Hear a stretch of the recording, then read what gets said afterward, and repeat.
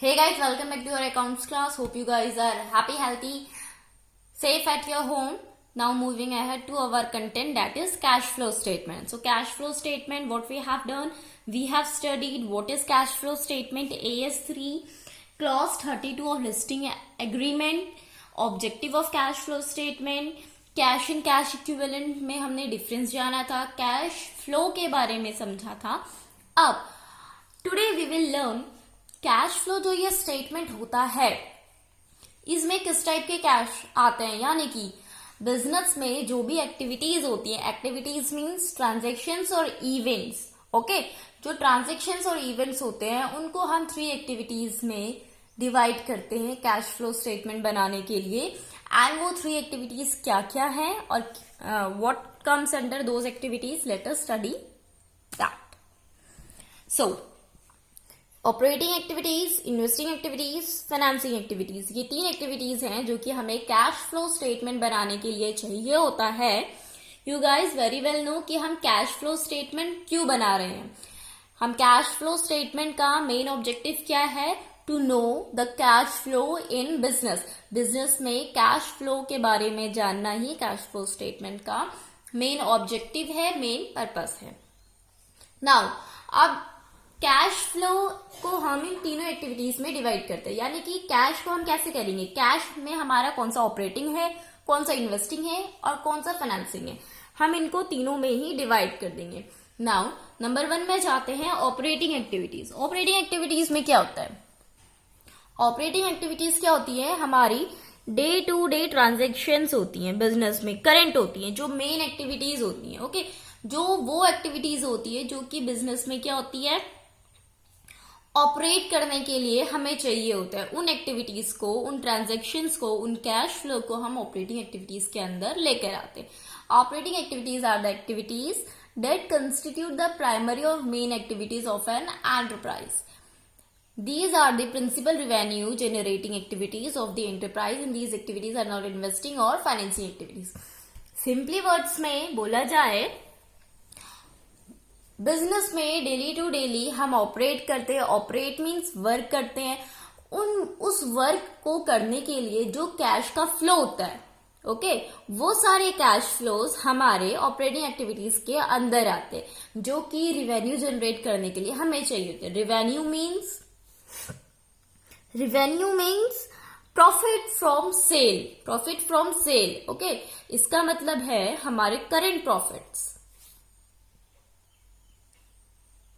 सो current day में हमारी जो भी एक्टिविटीज में कैश फ्लो होता है वो सब ऑपरेटिंग एक्टिविटीज के अंदर आता है.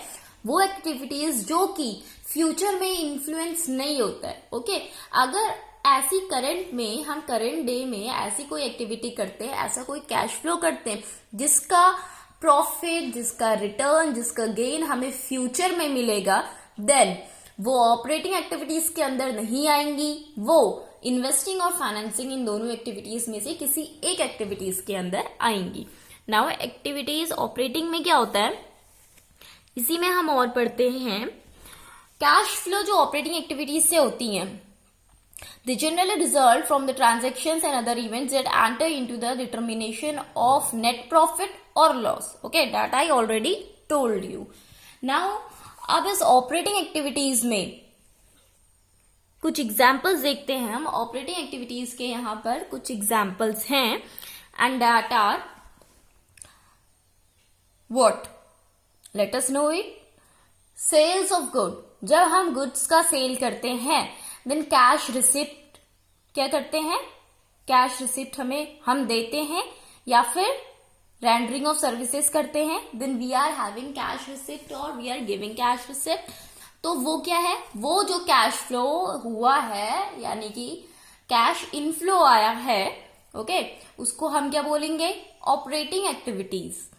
नाउ हमने करंट डे में क्या करा, कोई फीस भरी, कमीशन दिया फॉर एनी अदर रिवेन्यू या रॉयल्टीज पे करी, वो कैश फ्लो ऑपरेटिंग एक्टिविटीज के अंदर आएगा. हमने अपने सप्लायर्स को पेमेंट दिया for goods and services, that will come under what, operating activities.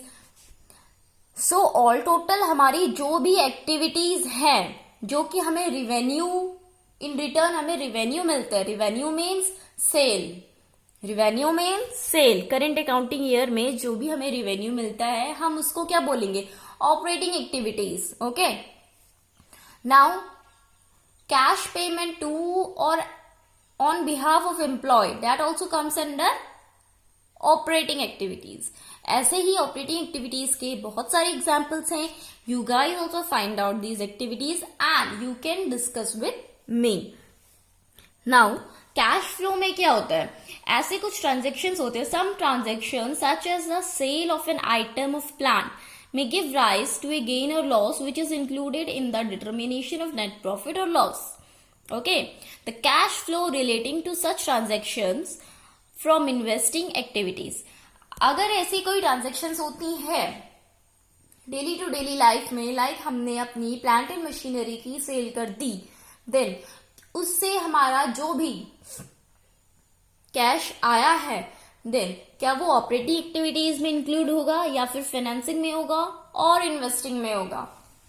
We have to know this also and for this you guys have to wait for my next video lecture, and for that you need to press the bell icon and subscribe the video channel.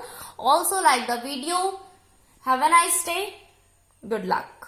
Thank you.